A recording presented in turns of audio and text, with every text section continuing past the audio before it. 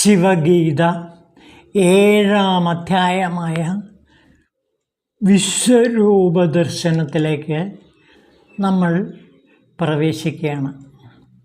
ഈ വിശ്വരൂപ ദർശനം ഭഗവത്ഗീതയിലെ അർജുനന് ഭഗവാൻ ശ്രീകൃഷ്ണൻ കാണിച്ചു കൊടുത്ത വിശ്വരൂപത്തിന് ഏതാണ്ട് സമാനമാണ്. വിശ്വരൂപ ദർശനം കാണാനുള്ള ആ മഹാഭാഗ്യം ശ്രീരാമചന്ദ്രന് ലഭിക്കുകയാണ്. അതിന് കാരണമുണ്ട്. ശ്രീരാമൻ ഭഗവാൻ ശിവനോട് പറഞ്ഞു, ഹേ ദേവാ, ഇതുവരെ എൻ്റെ എല്ലാ സംശയങ്ങൾക്കും അങ്ങ് ഉത്തരം പറഞ്ഞു. പക്ഷേ എനിക്കത് പൂർണ്ണമായി മനസ്സിലാക്കാൻ കഴിഞ്ഞിട്ടില്ല. എങ്ങനെയാണ് അങ്ങയുടെ പരിമിതമായ ഈ അളവുകളുള്ള ഈ ദൃശ്യ ശരീരത്തിൽ നിന്ന് എങ്ങനെയാണ് ഈ പ്രപഞ്ചങ്ങളും അതിലെ ജീവജാലങ്ങളും ഉത്ഭൂതമാകുന്നത്? എനിക്ക് എത്ര ചിന്തിച്ചിട്ടും അത് ഉൾക്കൊള്ളാൻ പറ്റുന്നില്ല. അവ എങ്ങനെയാണ് നിലനിൽക്കുന്നത് എന്നും എനിക്ക് മനസ്സിലാകുന്നില്ല. അവ അവസാനം എങ്ങനെയാണ് അങ്ങയിൽ വിലയിച്ചു ചേരുന്നതെന്നും എനിക്കറിയാൻ കഴിയുന്നില്ല. അതുകൊണ്ട് അല്ലയോ ഭഗവാൻ, അവിടുന്ന് എൻ്റെ സംശയങ്ങളെ ദൂരീകരിച്ച് ആ ബോധം എനിക്ക് അനുഭവപ്പെടുത്തി തരിക. ആ സമയം ഭഗവാൻ പറഞ്ഞു, ഹേ രാമ, ഒരു ചെറിയ ആൽവിത്തിൽ എങ്ങനെയാണോ വലിയ ആൽമരം കുടികൊള്ളുന്നത്, അതേപോലെയാണ് എന്നിൽ ഈ പ്രപഞ്ചങ്ങളെല്ലാം കുടികൊള്ളുന്നത്.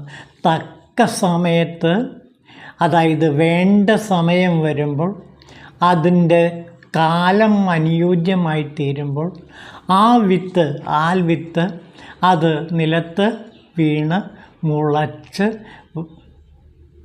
ആൽമരമായി വളർന്ന് വികസിച്ച് അത് വൻ വൃക്ഷമായിത്തീരുന്നു. അതേപോലെ ഈ പ്രപഞ്ചങ്ങളെല്ലാം ആൽവിത്തിൽ എങ്ങനെയാണോ ആൽമരം കുടികൊള്ളുന്നത്, അതേപോലെ എന്നിൽ കുടികൊള്ളുന്നു.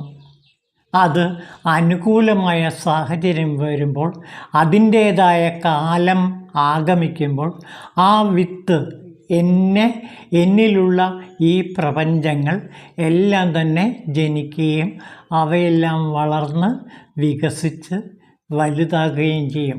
കാലമാകുമ്പോൾ അവ എന്നിൽ ലയിക്കുകയും ചെയ്യും. ഈ സത്യം അല്ലയോ രാമ, അങ്ങ് മനസ്സിലാക്കുക. അപ്പോഴും രാമൻ പറഞ്ഞു, അല്ലയോ ഭഗവാൻ, അങ്ങ് പറഞ്ഞ ഈ ഉപമ എനിക്ക് മനസ്സിലാകുന്നുണ്ട്. പക്ഷേ എൻ്റെ ബുദ്ധിക്ക് അത് ബോധ്യപ്പെടുന്നില്ല, എനിക്കത് ഉൾക്കൊള്ളാൻ കഴിയുന്നില്ല എന്ന് രാമൻ പറഞ്ഞു. അപ്പോൾ ഭഗവാൻ ശിവൻ അല്പനേരം ആലോചിച്ചിട്ട് പറഞ്ഞു, ശരി, നിനക്ക് ഞാനത് മനസ്സിലാക്കിത്തരാം എന്ന് പറഞ്ഞിട്ട് വിശ്വരൂപ ദർശനം കാണിച്ചു കൊടുക്കുകയാണ്. അതിന് ഒരു പ്രത്യേക ജ്ഞാനചക്ഷുസ്, അതായത് 3-ാം കണ്ണ് രാമന് തുറന്നു കിട്ടുന്നു. നമുക്ക് അതിലേക്ക് കിടക്കാം.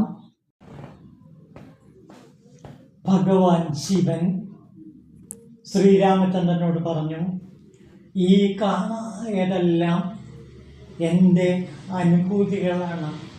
ഈ അനുഭൂതികൾ നിനക്ക് കാണാൻ കഴിയുന്നത് എൻ്റെ ശക്തി കൊണ്ട് മാത്രമാണ്. എല്ലാത്തിനും ജന്മം കൊടുക്കുന്നത് ഞാനാണ്, എല്ലാത്തിനെയും പരിപാലിക്കുന്നതും ഞാനാണ്, എല്ലാത്തിനെയും അവസാനം എന്നിൽ ലയിപ്പിക്കുന്നതും ഞാനാണ്. ഞാൻ ഈ വിശ്വരൂപമാണ്. എല്ലാ വസ്തുക്കളും എന്നിൽ ഒതുങ്ങിയിരിക്കുന്നു. നിനക്കത് കാണാൻ കഴിയില്ല, കാരണം മായയാൽ ബദ്ധനാണ് ശ്രീരാമൻ.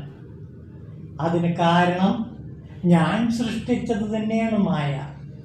ഈ മായയാൽ എല്ലാവരും സ്ഥലകാലങ്ങൾക്ക് അടിമപ്പെട്ട് മായയ്ക്ക് അധീനനായി സത്യം, ഏകത്വം, വിശ്വരൂപം, എന്നിലുള്ള സകല ചരാചരങ്ങളെയും കാണുന്ന ആ വിശ്വരൂപം കാണാൻ പറ്റാതായിരിക്കുന്നു. അതുകൊണ്ട് അല്ലയോ രാമ, നീ വിജ്ഞാനത്തിൻ്റെ ലോകത്തിലേക്ക് ഉയരുക. എൻ്റെ ഭാവങ്ങൾ പൂർണ്ണമായി നിനക്ക് ഞാൻ കാണിച്ചു തരാം. പക്ഷേ നിന്റെ കണ്ണുകൾ കൊണ്ട് അത് കാണാൻ കഴിയില്ല.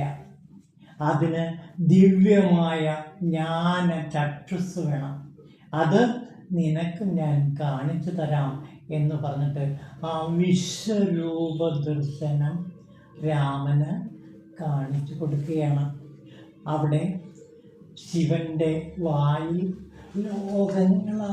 ലോകങ്ങളെല്ലാം നിറഞ്ഞു നിൽക്കുന്നത് ശ്രീരാമചന്ദ്രൻ അത്ഭുതത്തോടെ കണ്ടു. പലരും നശിക്കുന്നതും നാമാവശേഷമാകുന്നതും ശ്രീരാമചന്ദ്രൻ കണ്ടു. എല്ലാ ജീവജാലങ്ങളും അവസാനം ശിവനിൽ ലയിക്കുന്നതും രാമചന്ദ്രൻ കണ്ടു. എല്ലാ ഉപനിഷത്തുകളുടെയും അതേപോലെ തന്നെ എല്ലാ വിജ്ഞാനങ്ങളുടെയും ആകമാനമുള്ള പ്രകാശം വിശ്വരൂപത്തിൽ കണ്ടു.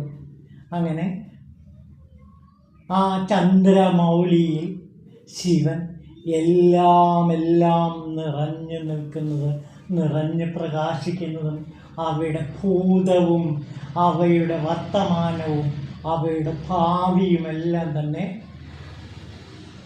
കണ്ടു. അപ്പോൾ രാമചന്ദ്രൻ പറഞ്ഞു, അല്ലയോ ദേവ,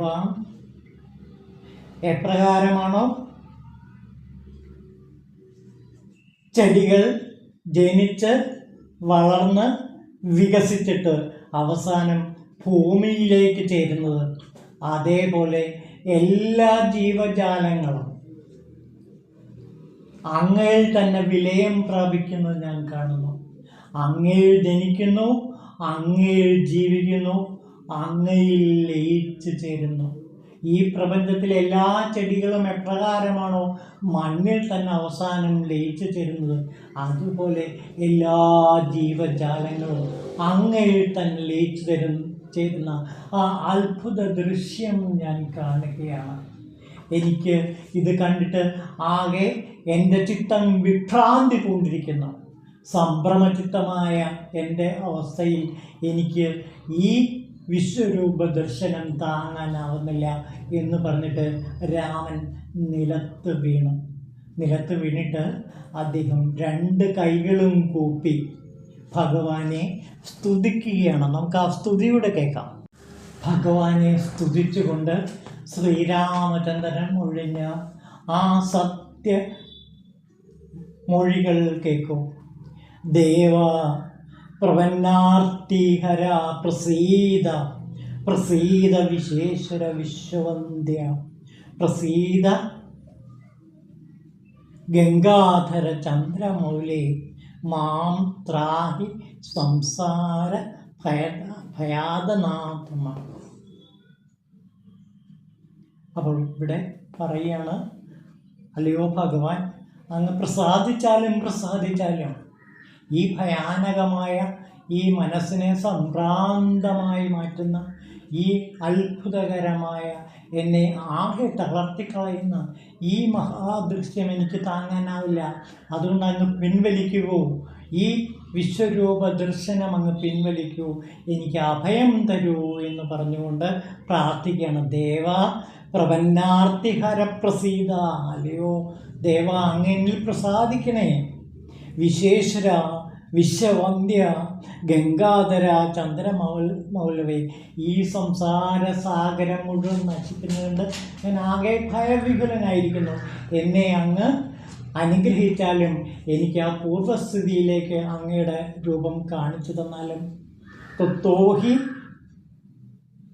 ജാതം ജഗദേത ദേവ ത്വ ഏവ ഭൂതാനി വസന്തി നിത്യം ത്വയേവ ശംഭോ വിലയം പ്രയാനി ഭൂമൗ യഥാ വിക്ഷലതയോപി.